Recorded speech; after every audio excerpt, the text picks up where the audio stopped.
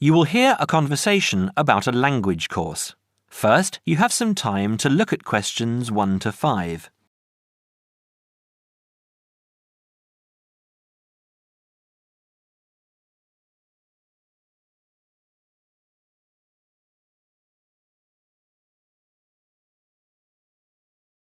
You will see that there is an example that has been done for you. On this occasion only, the conversation relating to this will be played first. Good morning, Borgheimer language courses. How may I help you? Oh yes, I contacted you some time ago about following a German course in Germany, and you advised me to take your placement test before we go any further. Well, I've done that now, so I'd like to go ahead with booking the course for this summer, if that's possible. Certainly, sir. You said you took the placement test. What was the result? I was placed at the O3 level. O3. Right. That's lower intermediate.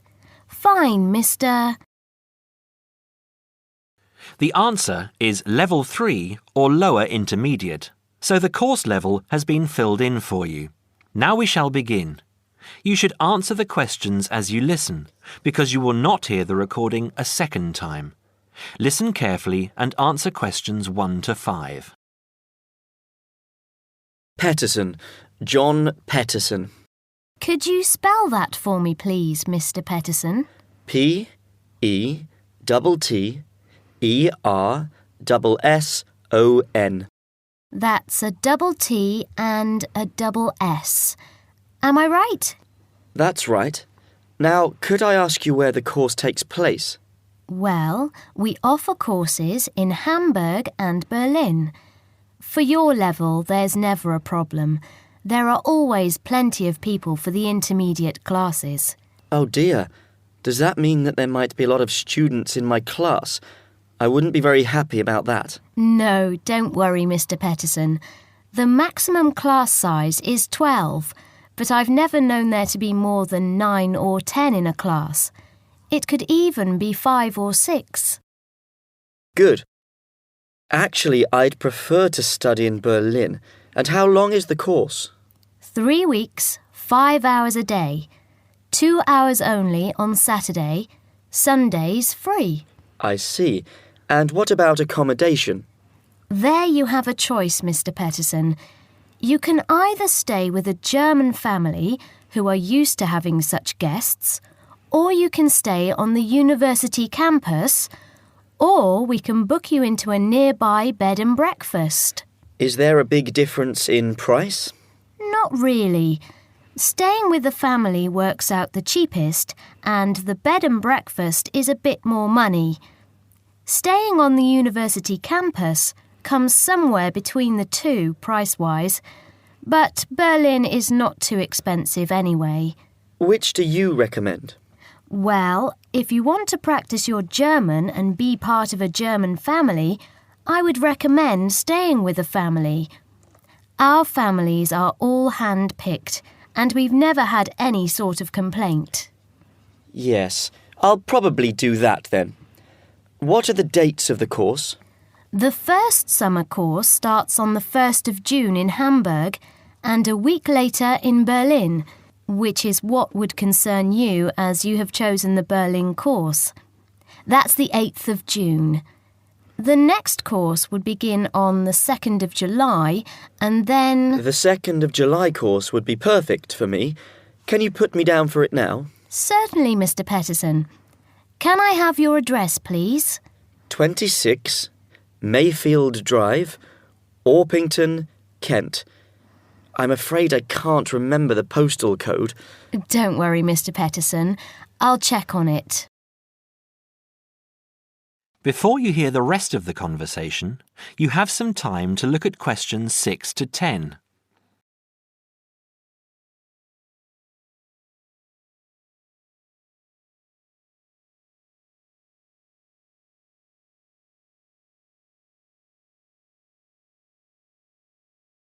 Now listen and answer questions 6 to 10. There are a couple of other things I'd like to ask. Certainly. What do I need to bring on the course? Well, Apart from the obvious, you'll need our textbooks. I'll email you the name and publisher. You should be able to find it in your local bookstore. If you do have problems, call me or email me and I'll see what I can do. We provide the computers, computer disks, translation exercises and all that sort of thing, but you will need a good dictionary.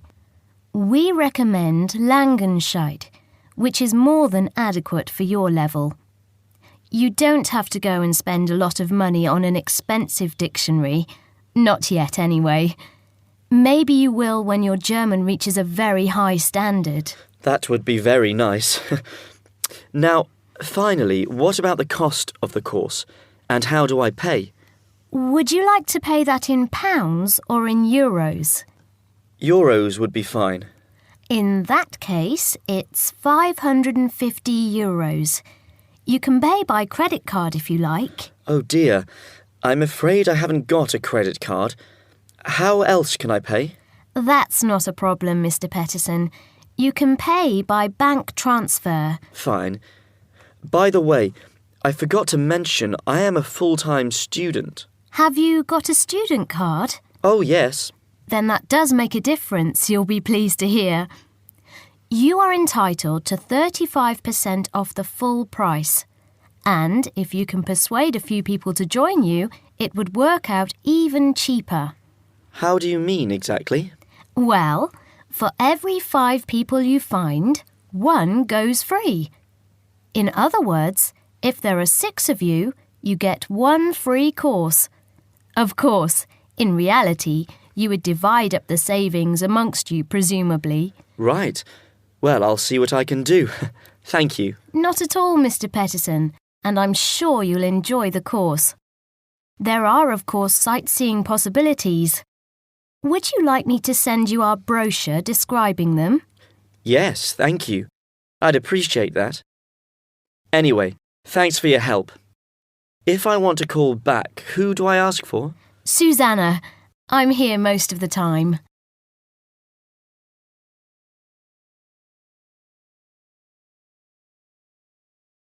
That is the end of part 1. You now have half a minute to check your answers.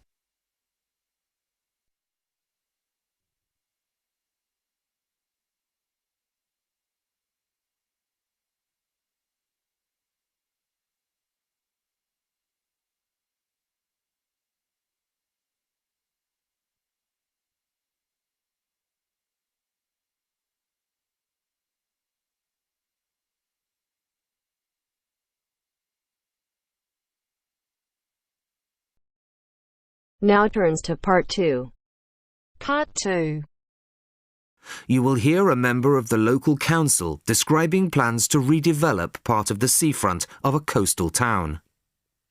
First, you have some time to look at questions 11 to 15.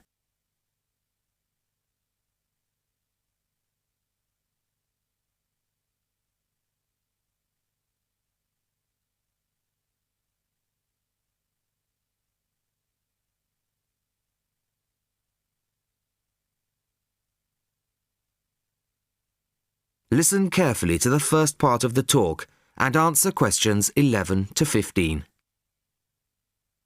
Good evening, everybody.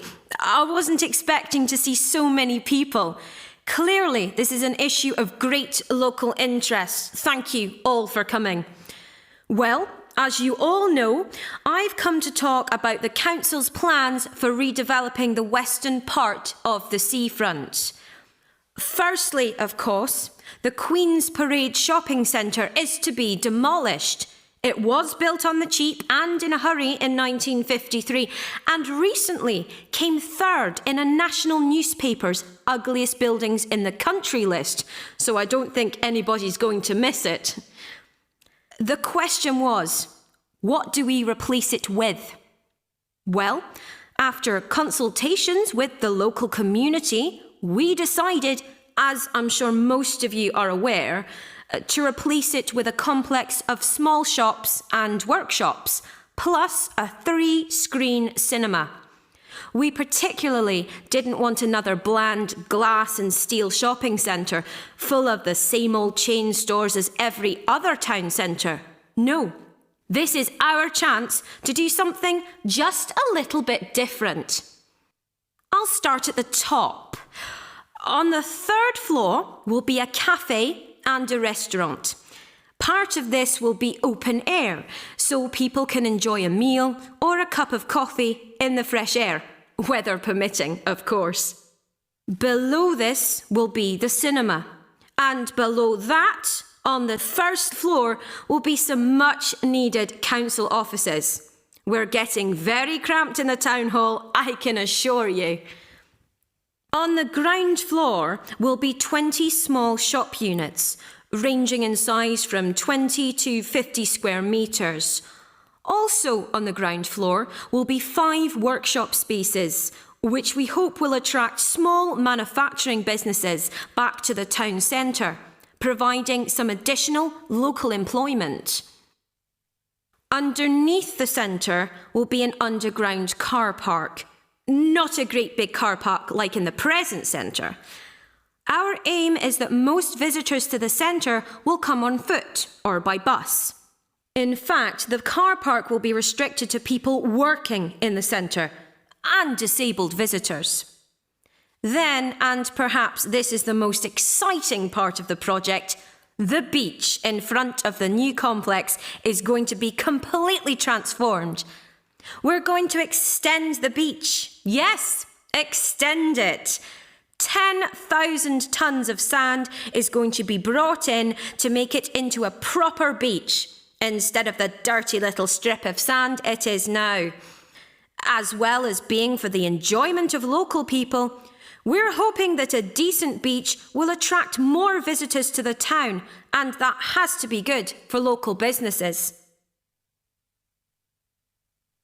Before you hear the rest of the talk, you have some time to look at questions 16 to 20.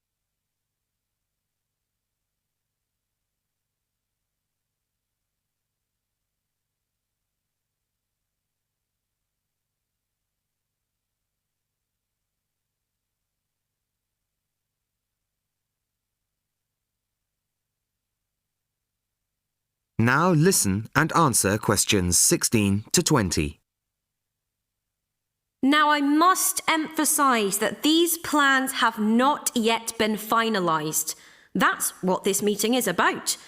Of course, it's vital with a project like this that we have the support of local people.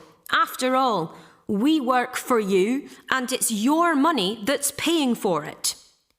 So, first of all, the plans for the new centre are going to go on display in the town hall. They'll be there from Monday the 5th of March until Friday the 6th of April. Plenty of time for anybody who's interested to get over there and have a look at them, I think.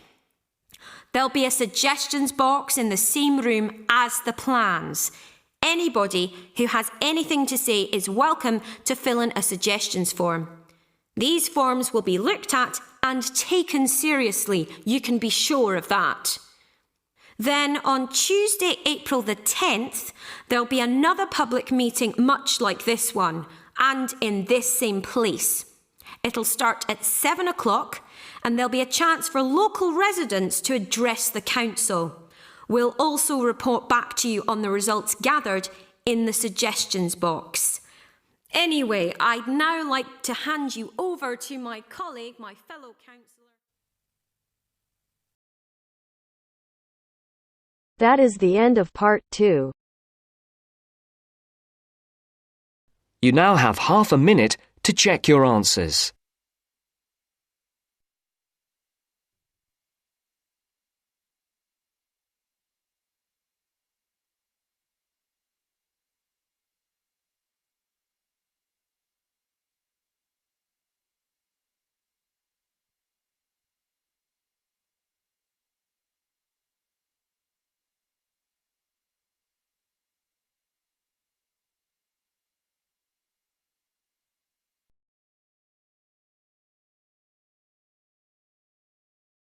Now turns to part 3.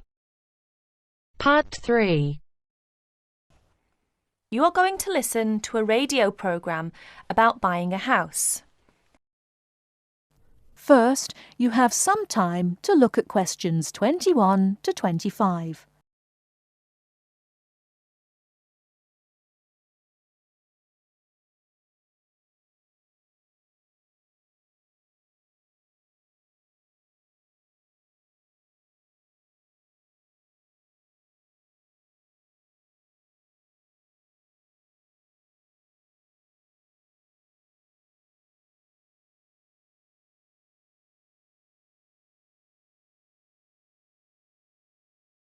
Now listen carefully and answer questions 21 to 25.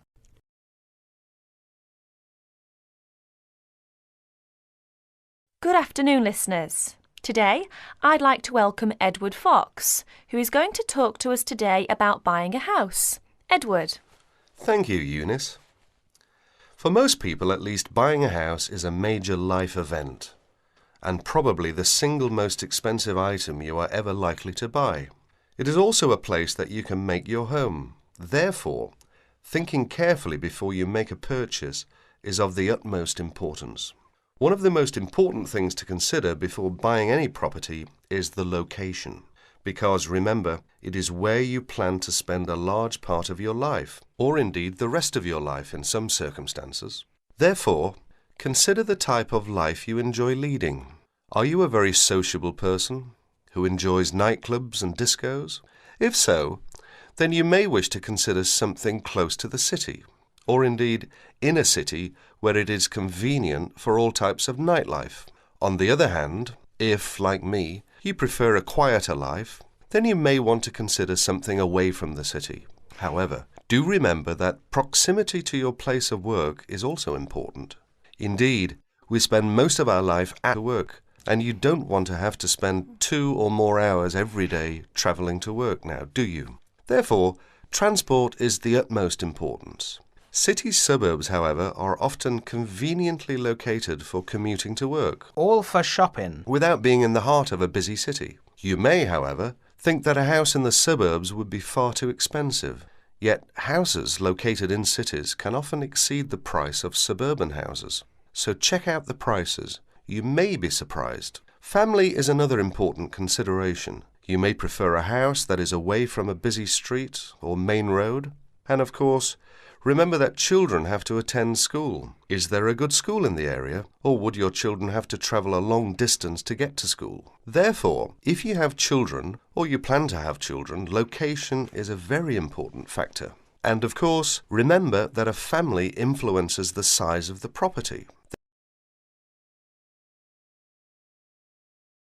Before you hear the rest of the talk, you have some time to look at questions 26 to 30.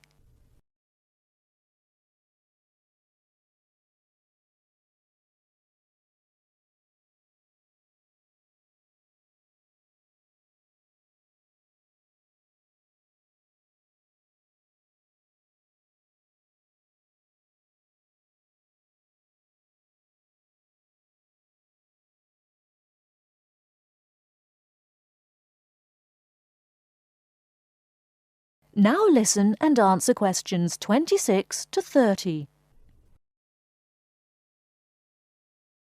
And of course, remember that a family influences the size of the property. There are, of course, various types of houses. There are detached houses which stand alone and are not joined by to another building. Then there are semi-detached houses, which, incidentally, are the most common, and for good reason. Because they are less expensive than detached houses, this is because they are, in fact, 2 houses joined together, and therefore take up less space. And finally, there are townhouses, which are many houses joined together to form a long row. But don't think that townhouses are less expensive than semi-detached houses. They rarely are. This is because they are usually built in cities where the prices of property is very expensive indeed.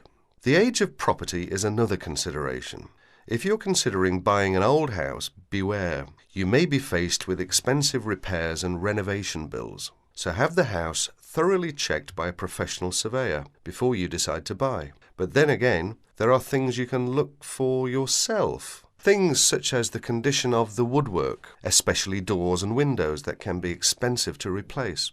More importantly, make sure all the fixtures and fittings, things such as cupboards, sinks, taps, bathtubs, are all in good working order, because replacing kitchens and bathrooms can be a very costly business.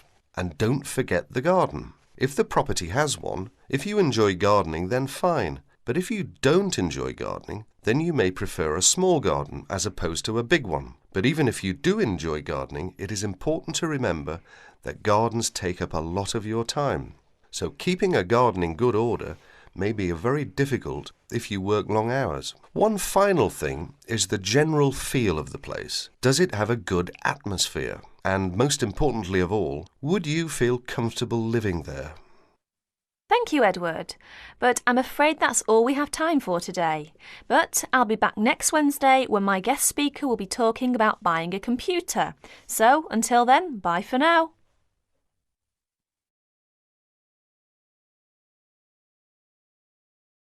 That is the end of part 3. You now have half a minute to check your answers.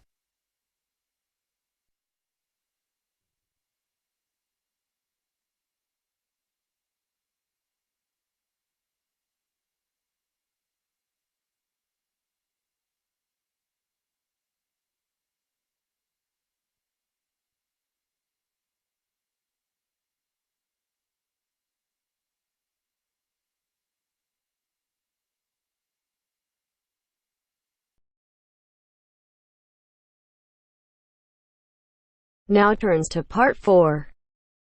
Part 4. You'll hear a lecturer talking to students about sport in Ireland. First, you have some time to look at questions 31 to 33.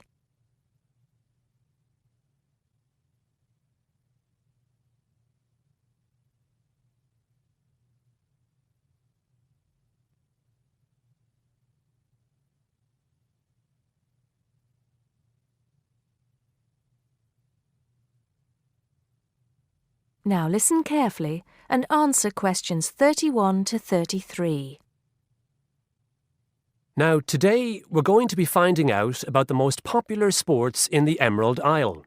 That's Ireland, of course. Can you guess what they are? Well, there are these two lesser-played games, a form of rounders and Gaelic handball. But we'll start with one which is perhaps over 3,000 years old, arriving in Ireland with the Celts, some claim. That may be a slight exaggeration, but I consider it to be the fastest field game in the world, and it goes by the name of hurling. Well, that's what it's known as in the English-speaking world anyway. So, what do you have to do? You've got 15 players on a team, one of them the goalkeeper. Each one has a stick called a hurley. Here you are. I've brought mine along. Had it since I was at school. This is what it looks like, and basically you have to get this ball, called a sliotar, that's S-L-I-O-T-A-R, so it's not spelt the way it's pronounced. You hit it into the net for 3 points, or you can hit it over the net for 1 point. The goal looks like the letter H, with the net under the crossbar. The goalie has a bigger stick than the others to help keep the ball out. You can also catch the sliotar and run with it for 4 steps maximum, or bounce it on your stick. Is that clear to you all? I'll be showing you a video a bit later, so you can see what a game actually looks like. You might like to think of it as a mixture of lacrosse, hockey, and baseball. Oh, and it's played by women too, but it goes by the name of camogie in that case. Before you hear the rest of the talk, you have some time to look at questions 34 to 40.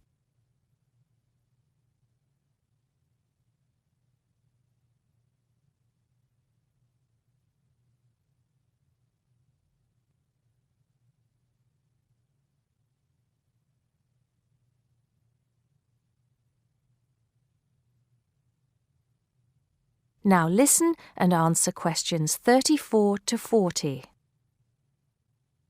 I'll give you a bit of the history, shall I now? Generally, the golden age of the game is considered to be the 18th century.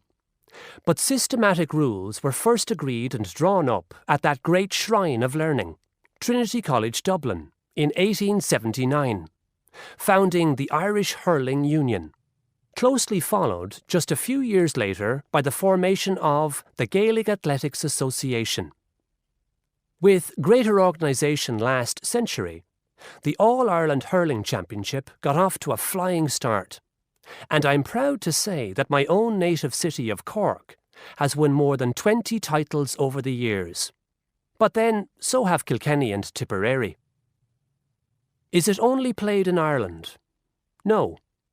Well, it is the only country with a national team at the moment, but you may be surprised to discover there are hurling clubs in London, as well as in America and Argentina, to name just a few. The other game I'd like to take a little time to introduce you to is Gaelic football, which is played on the same pitch as hurling with the same number of players, but there's no net. You just have to get the ball over your opponent's goalposts, and you can do that by kicking or punching the ball. However, you're not supposed to do that to the players, I might add. Imagine it as a combination of soccer and basketball. But in my opinion, it's a more exciting spectacle than either of those. Excuse my bias, if you will. It's also very popular with women. In fact, there are more women's teams than for any other sport. Whether despite or because of the physical contact involved, I wouldn't like to say.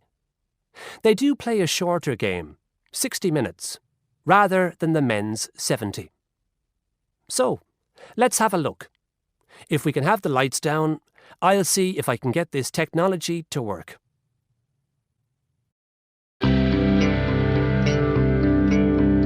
That is the end of part 4.